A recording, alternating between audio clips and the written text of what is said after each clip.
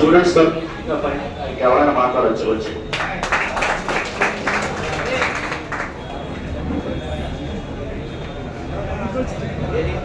వేదిక అలంకరించిన పెద్దలందరికీ నమస్కారం. మొదట నేను 2021లో శ్యామేష్ కోచింగ్ వెళ్ళాను. అక్కడికి వెళ్ళిన తర్వాత నాకు అర్థమెటిక్ రీజనింగ్ అంటే తెలుసు ముందు ఎక్కడ నుంచి, కానీ జిఎస్ అయితే నాకు అస్సలు నచ్చలేదు. అక్కడికి వెళ్ళాక మొత్తం తెలిసింది. తర్వాత అక్కడికి వెళ్ళాక ఫస్ట్ ఎస్ఎస్సి జీడీ రాశాను, బిఎస్ఎఫ్ వచ్చింది. నేను ట్రైనింగ్కి వెళ్ళాను, 5 months చేశాను. ట్రైనింగ్లో ఇంజూరీ అయింది, రెలిగేట్ అయిపోయాను. వాళ్ళు ఏమన్నారంటే నెక్స్ట్ బ్యాచ్ వేస్తాం, ముందు ట్రైనింగ్ పర్లేదు అన్నారు. నేను అక్కడ ఉండిపోతే ఇంకా చదవడం కావదు, ఇంకెందుకంటే వచ్చేసి ఇంకో జాబ్ పక్క కొడతానని నమ్మకంతో ఇంట్లో వాళ్ళ సపోర్ట్తో వచ్చేసాను. వచ్చేసి అదే దీక్షతో చదివి ఇప్పుడు వచ్చిన ఎస్ఎస్సి జీడీలో 138 మార్కులు తెచ్చుకున్నాను.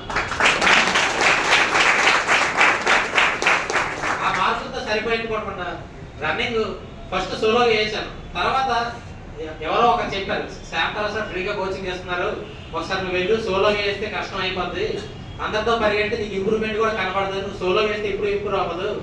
ఆ మాట చెప్పారు.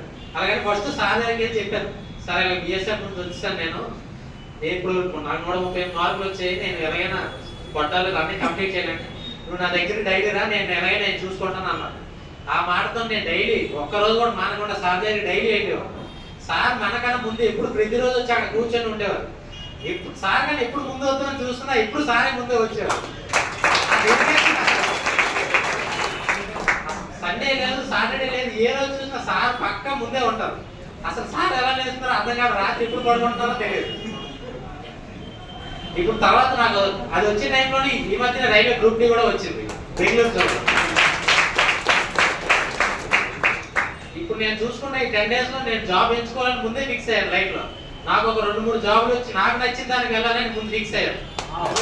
నా లైఫ్ లో గోల్ అంటే సక్సెస్ హ్యాపీ, ఇంకా ముందు ఇంకా ఎక్కువ జాబ్ సంపాదిస్తానని కోరుకుంటున్నాను.